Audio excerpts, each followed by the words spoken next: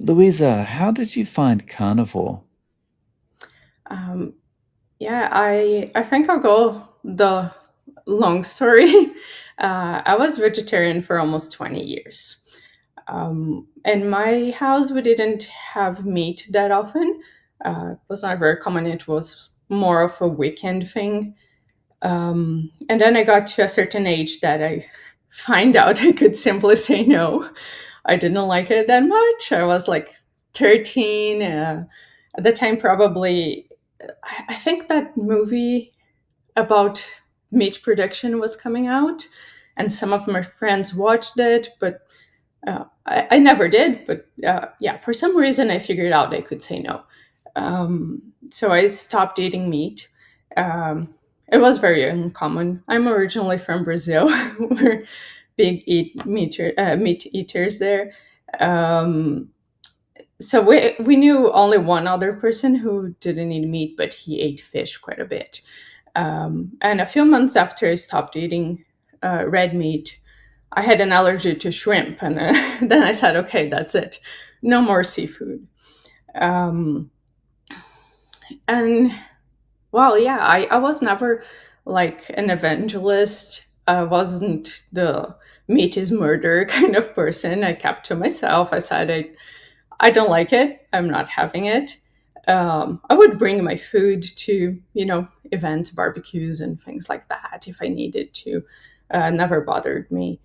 Um, I I was in good health. Like I exercised quite a bit when I was younger and all that.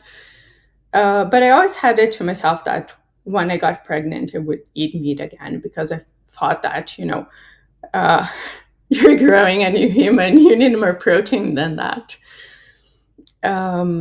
So when I got pregnant, I started eating meat, but it was like maybe once a week. Once a week red meat, once a week fish. Um, and then after my son was 7 or 8 months old, I started having very intense pain, and I had gallstones. Um, I live in Canada right now. The health system here is not great, so it took a while to find out what was going on. And I ended up having surgery to remove the gallbladder when I was 35. So my son was 2, I was 35. I had my gallbladder removed. Um, and, my digestion was never the same after that. The doctor said you might need to eat less fat. That's what everyone tells you because you don't have the stores of bile to digest the fat. And I'm like, I'm vegetarian. How much less fat do you want me to Yeah, eat? you're not eating much fat at all, right? No, I was having, eggs once a week, cheese. I was not breastfeeding at that point anymore because he was 2 already. So um, I had decreased my intake of protein in general. I was like, how? How am I going to eat less fat? Um, and then we moved to a new house a few months after that. And well, what they don't tell you when you have gallbladder surgery is that about 70% of people end up with some digestive issue for life. Um, and then I was like, I was not feeling well. There wasn't anything obvious. I had like very bad brain fog. I was sleeping a lot. I had to take breaks during my workday. Um, and I didn't have diarrhea, but it was not normal for sure. So after like maybe 3 or 4 weeks of that, I went to the doctor. Had blood tests done, like very basic stuff. My iron levels were low, but they were not anemic. low. They were at a level that our province here, and I saw that online after that, recommends treating if you have symptoms. So I was taking like twice the normal dose of iron supplement, and my iron was still almost at anemic levels, and the doctor didn't care a bit. He was like, "No, it's normal. Just keep taking the the supplement." Um, I went to a second doctor, and it was kind of the same. So I spoke with an acquaintance who's a nutritionist, and she said, "Well, try an elimination diet.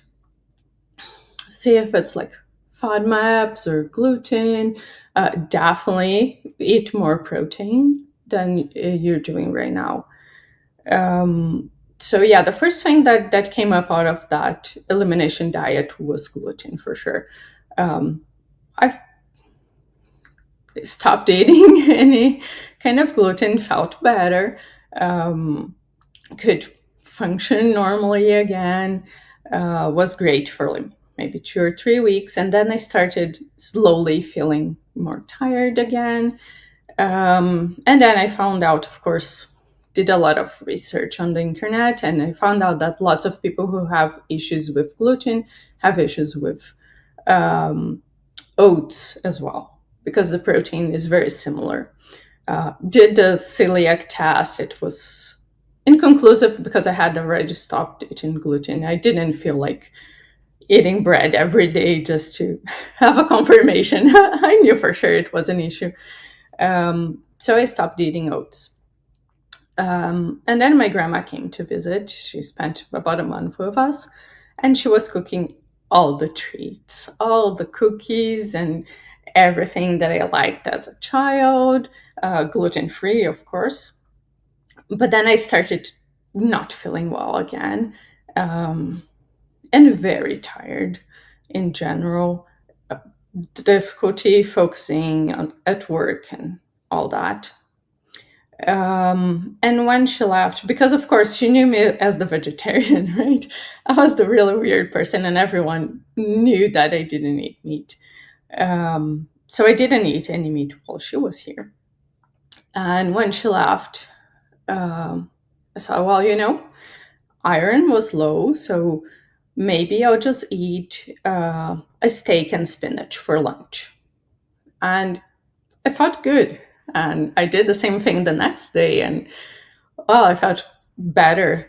And by the third day, I was like, yeah, we're on to something here. This is certainly different. And I asked my husband, wasn't there someone kind of famous that ate only meat and greens? And I said, yeah, Jordan Peterson, but he doesn't eat the greens anymore. I was like, what do you mean? He only eats meat. I was like, it was very weird, but I was feeling so much better that I started to do some research. And I found out about keto. That was not a word I had in my vocabulary up until that moment. That was kind of, let's say, 2 years ago. It will be next month will be 2 years. So yeah, I did a lot of research, and I found some really good resources online. Um, all the people everyone talks about, but what I particularly liked was um, Low Carb Down Under, which is a medical conference in Australia. And well, it's a medical conference, and doctors speaking to other doctors about recent research. And for me, that was very impactful because it made logical sense. So I watched a lot of their talks, and the ones about paleontology, like all the information we have from how our species evolved, and the health of Egyptians who ate lots of grains, and Native Americans who ate mostly meat. Um, and the pieces started to fall into place. And then I started you know, removing even more things. And nowadays, I'd say I'm maybe 90% carnivore. Right. Wow. And that's been 2 years. Yeah. Wow. Yeah. Since then, I had another baby as well. Oh, Um, wow. yeah. Completely Congratulations. on carnivore. Um, so that Wow. was, having all this information that, and all the things, uh, certain channels that don't get mentioned that often, like Nick Norwitz, uh, about, sorry, I forgot exactly what I was going to say that, but um, yeah, it just made so much logical sense. And of course, how difficult it is to do research and all the interests that are behind, funding a medical research, and all the information we have, of course, from other fields and other times and all that.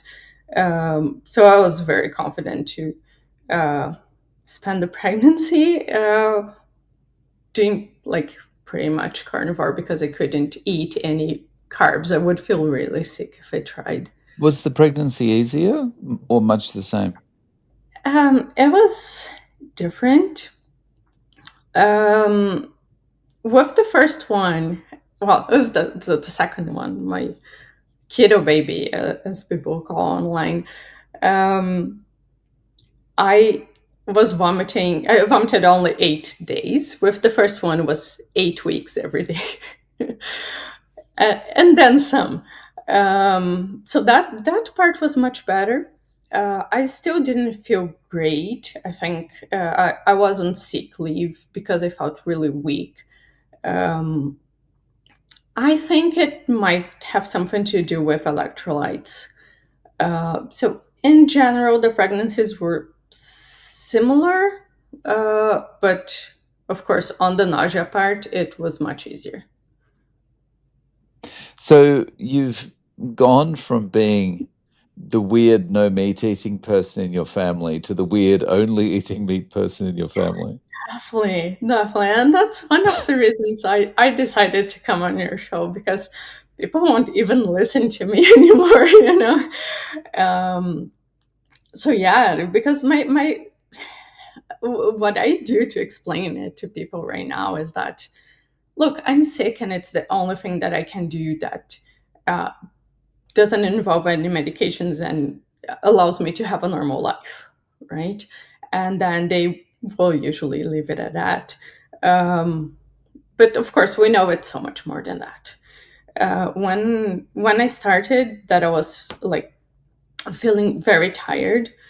In 2 or 3 weeks, I was another person. I went from sleeping 9 to 10 hours a night, and taking a nap during the day, to sleeping 7 hours and being fresh in the morning and able to, play with my son after he came from daycare, run around, put him to bed, clean the house, and I had 2 hours to be productive after he went to bed.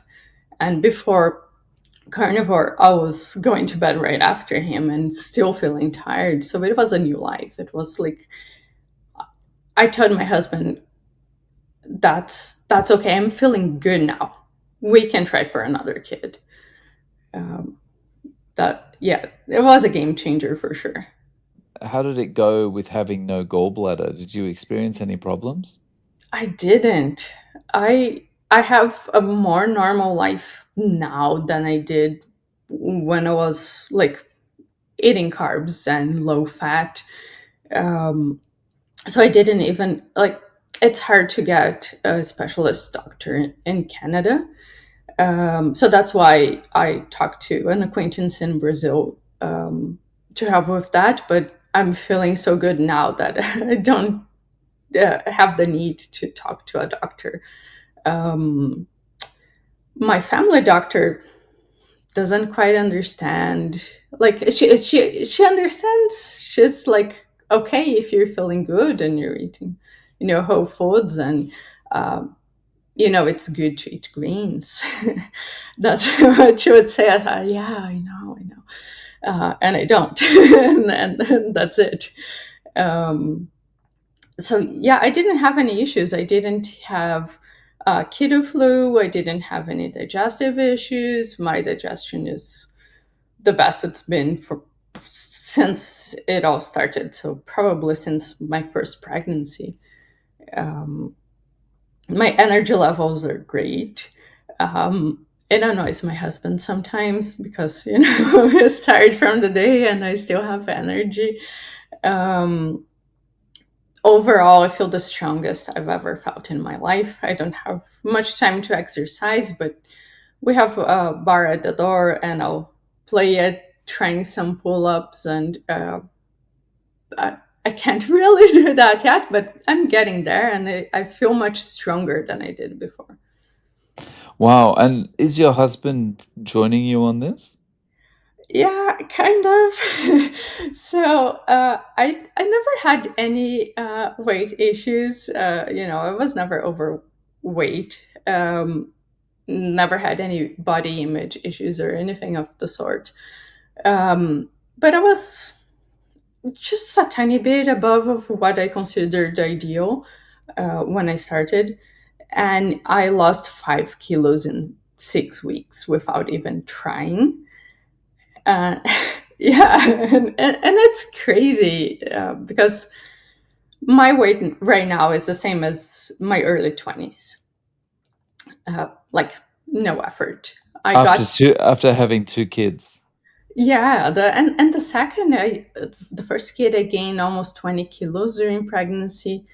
I lost pretty much all of it in 6 months. It was okay, but this pregnancy I gained 9 kilos, and I was myself again in 2 weeks. Yeah, it was amazing. That part was really really nice. Um, but yeah, it was weight was not an issue, and I still lost everything that I could have lost, and it stopped at a very healthy level, and it stayed there. So that definitely drew my husband's attention. He was like not 100% happy with his weight, but life is so busy and overall. But this year, yeah, we're 2025. He decided to start New Year's resolution like a year after I've been on the diet. And he's not super consistent. Like, he's even younger than me. He doesn't have any health issues. Um, so it was a big decision because like he didn't have this big reason of, well, I can't function because of how tired I am, or all the other people we see that had cancer and lots of other things. He didn't have a reason that strong, but he decided to give it a go. We had a trip scheduled to Brazil for late February. So from New Year's to late February, he was very strict. For the 5 years we were there, he was eating whatever he wanted. And when he came back, he was keto for another 2 months. So during that time, 5 months, even considering the trip, he lost 10 kilos. And yeah, we have a gym at home, like some weights and things like that. He was exercising, great shape. He felt much better, and then just life started to get busy again. Um, so yeah, this week he decided to get back in the diet. He has keto flu right now. But he knows it's worth it. He noticed the difference, like even not having any chronic health conditions. He noticed he had more energy. He could focus better at work. He was more patient with the kids.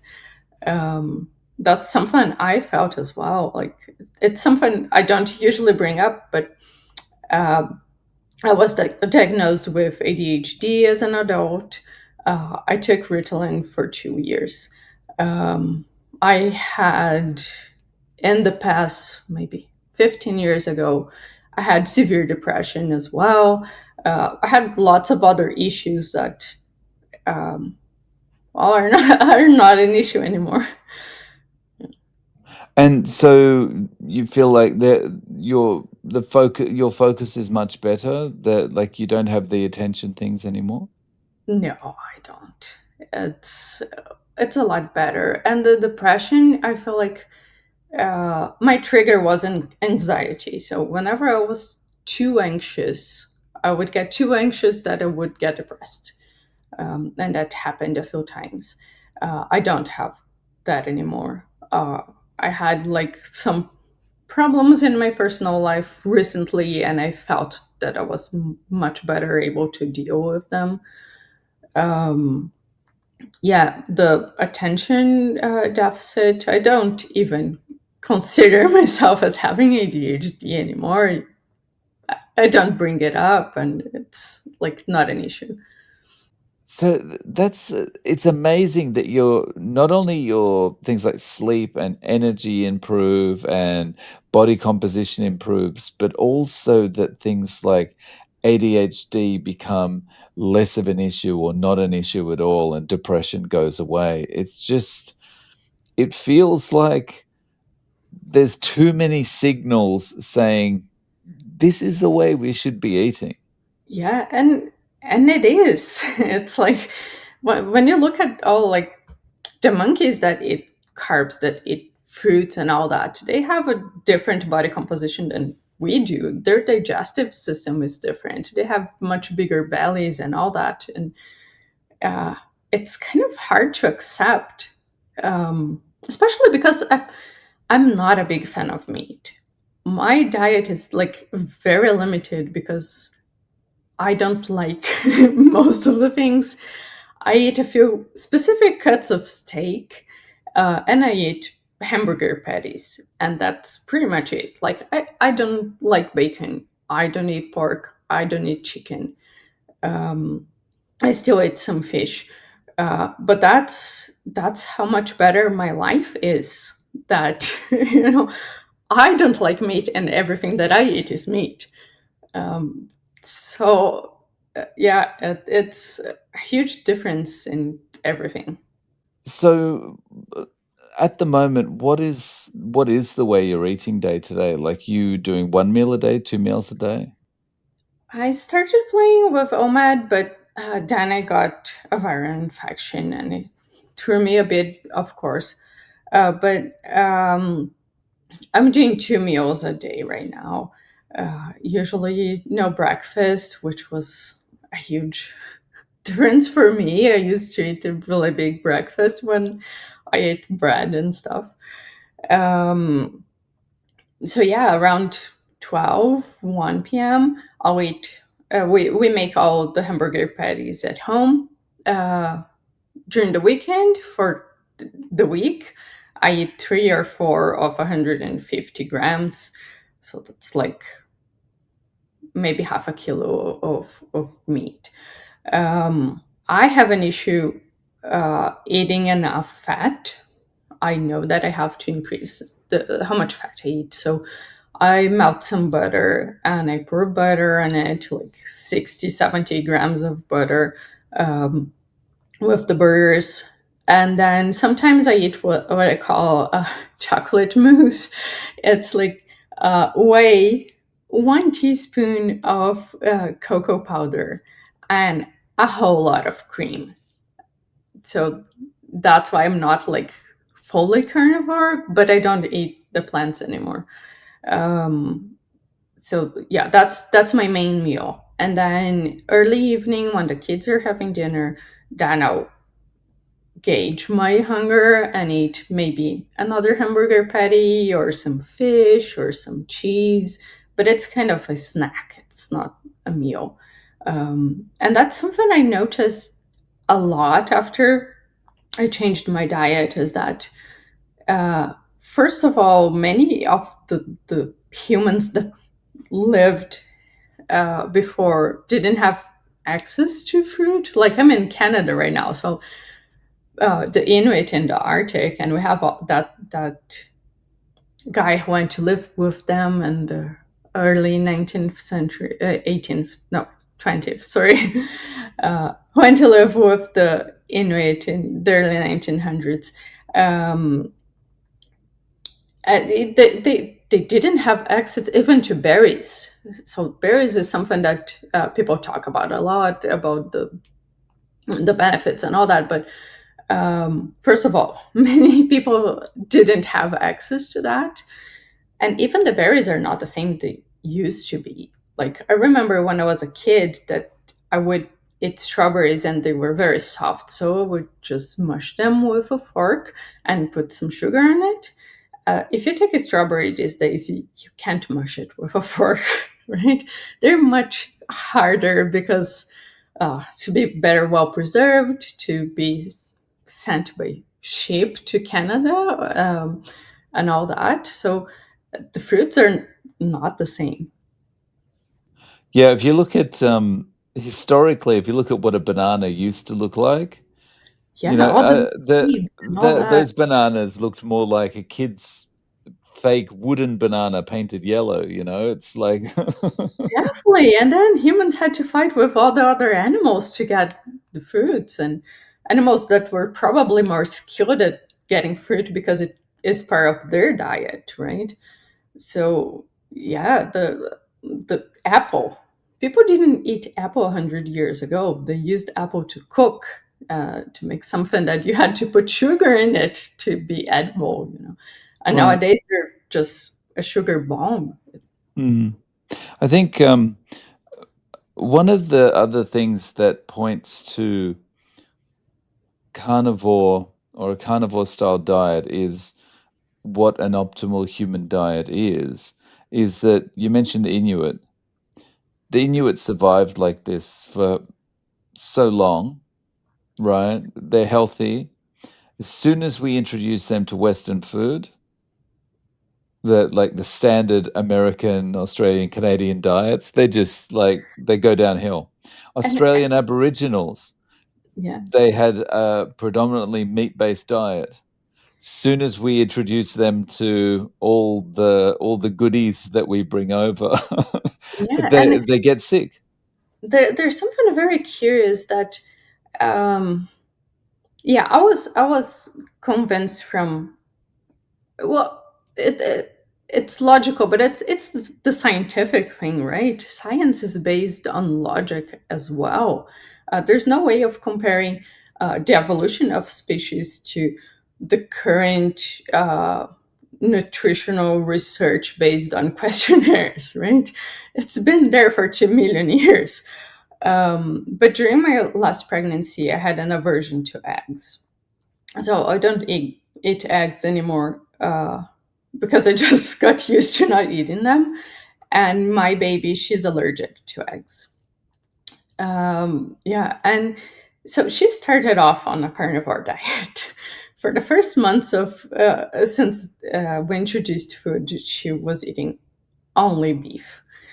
And then when I tried to introduce eggs, then she got an allergy. So I was very concerned about daycare because they provide the food, and I didn't want her eating the food that they serve there, because it's basically fruits. Fruits for morning snack, fruits for dessert from lunch, fruits for afternoon snack. Thankfully, they changed their policy, and because she has an allergy, I have to send all her food, which I'm very happy about. But I was prepared to fight. So I read the nutritional guidelines from Health Canada, and they're based on the American guidelines. And we all know how good the American guidelines are. So I was concerned. So I was reading it for sure. And there's like one paragraph that has an asterisk, might be even a footnote, but that said, First Nations, that what we call the natives here, have been found to sometimes maybe do better on a traditional diet. So if they choose, they can, they can continue with their traditional diet, which is, Inuits eating meat. So they acknowledge that what they're Yeah, recommending to everyone else is basically, you can yeah, eat the garbage.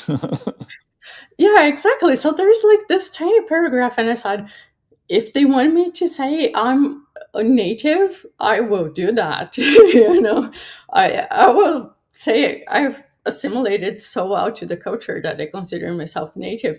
If that paragraph can apply to my kids, so yeah, they acknowledge that, and the rest is still the same.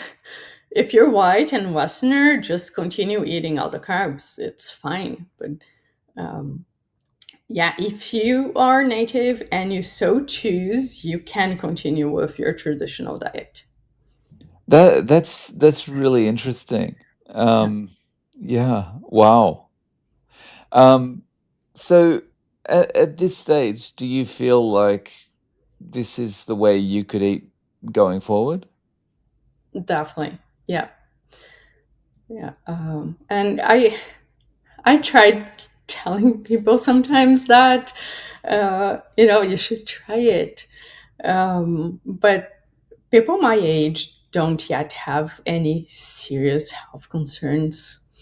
So it's like, I'm doing fine. I'm a little bit tired, but that's life. I had maybe a gallbladder removed or back pain or something, but it's kind of normal, isn't it? So people find it really hard, and I think especially for socializing. I think socializing is the big one, because then my grandma was just visiting again. So my husband was off the diet because, well, someone else is eating normal in this house. So he just took that opportunity.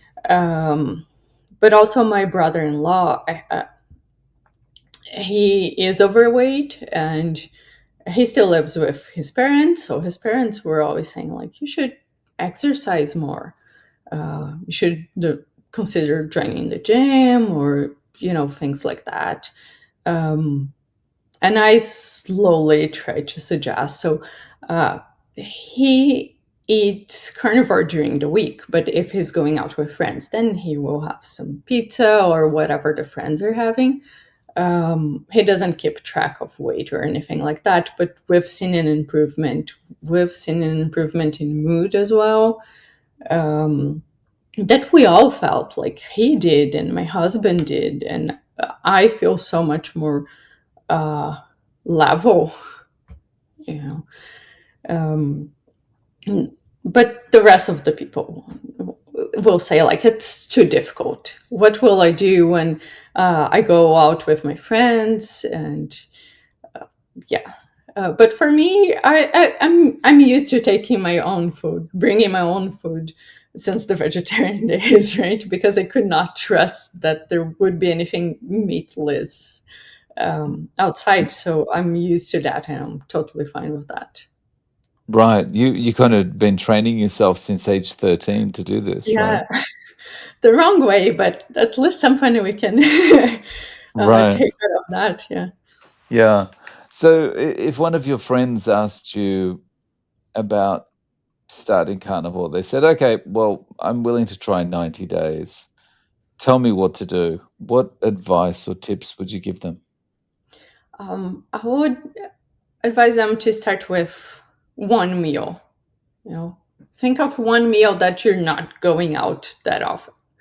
Um, and if it's the first meal of the day, so much better. But uh, I feel like for many people, it's the same as it was for me, that once you get started and you start seeing the benefits, even if you're not 100% keto and you're not 100% carnivore, um, if you start with one meal a day, you might feel better for that afternoon. And if you do that the same, if you do the same the next day, you feel better again. And eventually you can come up with ideas of the foods you liked for that meal and get the same foods for the next meal. Uh, go slowly. If you get out of the diet, come back and the next meal. Um, yeah, I think that's a good start. Even if it's not 90 days, uh, I know we feel better and better and better, but Even if you have to say, try that for 30 days. If that's something you feel it's easier, like this month, this calendar month, well, I will do that. Yeah. Yeah. Nice. So Louisa, is there any way that people can reach out to you? Um, yeah, I told you, I'm not really on social media or anything, but um, I created an email that I can share. Sure, I'll share that in the show notes. Um, Thank you very much for coming on and sharing your story, Louisa. I really appreciate your time. Thank you so much, Dave. I love your channel. It keeps me company when the rest of the world thinks I'm crazy. And I think it helps a lot of people out there.